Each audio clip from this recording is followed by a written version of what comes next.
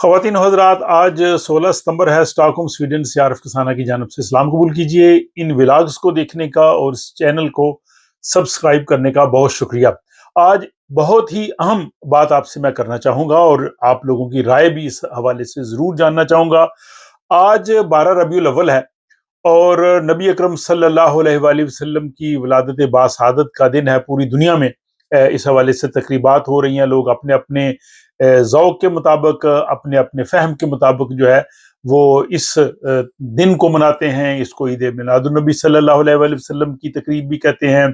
सीरत कॉन्फ्रेंसेस भी होती हैं और अमूमी तौर पे वो जितने भी हमारे वो इज्तिमात होते हैं, एक तो हम अपनी खुशी का इजहार करते हैं कि नबी पाक सल्लल्लाहु अलैहि वसल्लम की विलादत बासआदत हुई, वो पूरी दुनिया के लिए रहमत हैं और हम अपनी मोहब्बत और अकीदत का मुख्तलिफ अंदाज में इजहार करते हैं और इसमें कोई हर्ज नहीं है।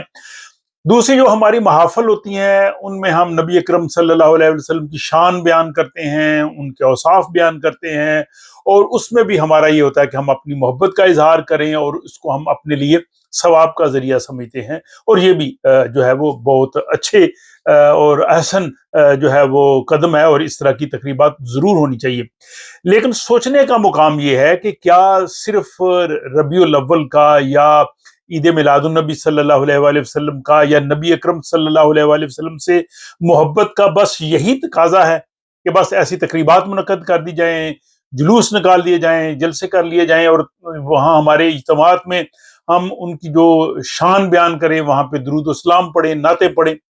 इस लिहाज से तो सारे अच्छे इकदामात हैं, लेकिन सोचना ये है कि असल में कुरान हकीम और उसवा हसना की रोशनी में हमें क्या करना चाहिए। और कुरान हमें बार बार ये कहता है कि नबी पाक सल्लल्लाहु अलैहि वसल्लम की जो है वो तुम इत्तबा करो। बड़े वाज़े अंदाज में ये कहा कि कुल इन कुंतुम तुहिब्बून अल्लाह फत्ताबिऊनी, कि अगर अल्लाह से भी तुम मोहब्बत का दावा करते हो तो रसूल पाक सल्लल्लाहु अलैहि वसल्लम ने फरमाया कि मेरी जो है वो पैरवी करो। और फिर सूरह अहज़ाब ने तो वाज़े तौर पे कह दिया कि लक़द काना लकुम फ़ी रसूलिल्लाहि उस्वतुन हसना, कि रसूल पाक की ज़िंदगी बेहतरीन नमूना है, उस पे तुम चलो। अब हमारे यहाँ हम ठीक है उनकी जो औसाफ बयान करते हैं, दुनिया का कोई शख्स भी हुजूर की तारीफ जो है वो उतनी नहीं कर सकता जितनी खुद अल्लाह ताला ने की है। दुनिया के बड़े बड़े मुफक्किरीन ने उनको खराज तहसीन पेश किया है। माइकल एच हार्ट ने दुनिया के 100 अजीम लोगों की एक फहरिस्त बनाई और उसमें रसूल पाक को सबसे पहले नंबर पे रखा।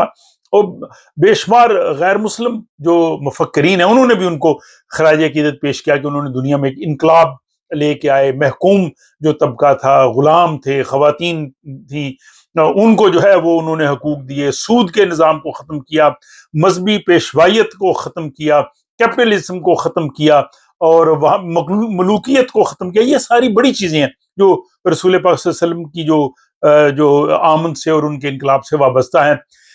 जितनी मर्जी हम तारीफ करें, जब कुरान ने कह दिया कि वरफ़अना लका ज़िक्रक, कि हम आपका जो है वो जिक्र बुलंद करेंगे, और कुरान ने बार बार कह दिया कि आप अखलाक की बुलंदियों पे फायज है, तो कोई शख्स इससे ज्यादा और तारीफ कर क्या सकता है। और रसूल पाक सल्लल्लाहु अलैहि वसल्लम की जो दुनिया में तशरीफ आवरी बेसत हुई, उसमें एक तो ये कहा कि आपने लोगों के दिलों में मोहब्बत और उल्फत पैदा कर दी जो पूरी दुनिया की चीजों से शायद ना मिल सकती हो।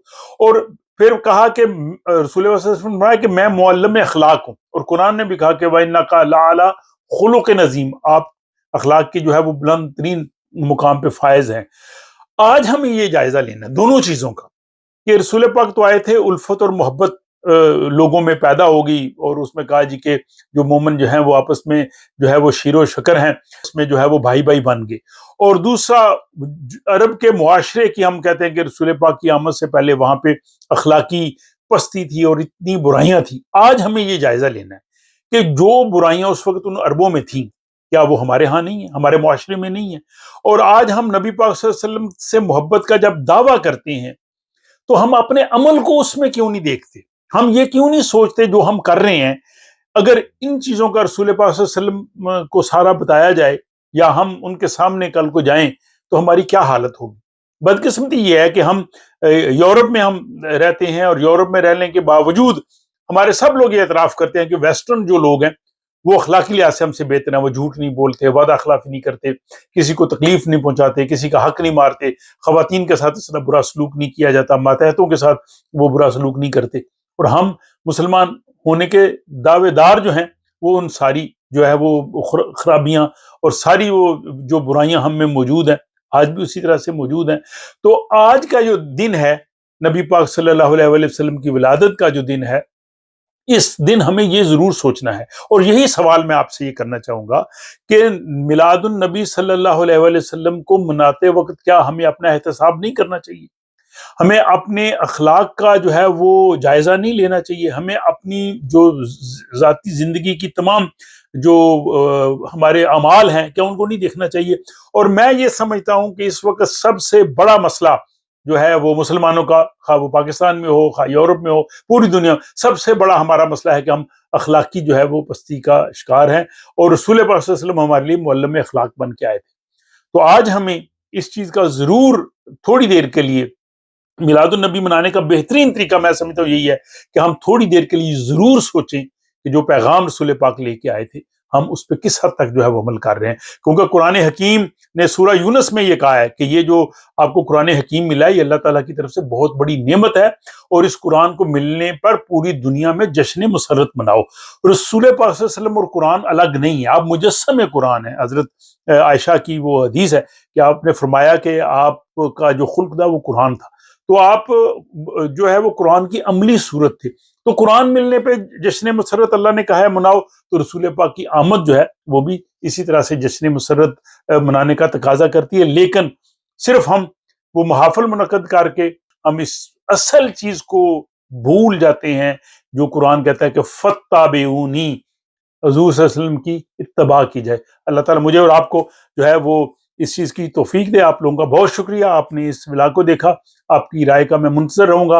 اور آخر میں آپ سے یہ بھی گزارش ہے کہ آج 16 ستمبر کو میرے سسر جاوید رفیق بلی جو کہ کوٹلی آزاد کشمیر میں ایڈیشنل سیشن جج تھے، ان کی برسی ہے۔ 16 ستمبر 1981 کو ان کا انتقال ہوا تھا۔ آپ لوگوں سے گزارش ہے کہ جب آپ اپنے مرحومین کی مغفرت کے لیے دعا کریں تو انہیں بھی اپنی دعاؤں میں ضرور یاد رکھیں۔ اللہ تعالیٰ ہمارے گھروں کو آباد رکھے اور ہمارے دلوں میں عشق مصطفیٰ صلی اللہ علیہ وآلہ وسلم کی شمع کو فروزاں رکھے، اور ہمیں قرآن حکیم کے ساتھ جو ہے وہ اپنا ہمیشہ تعلق قائم رکھنے کی توفیق دے۔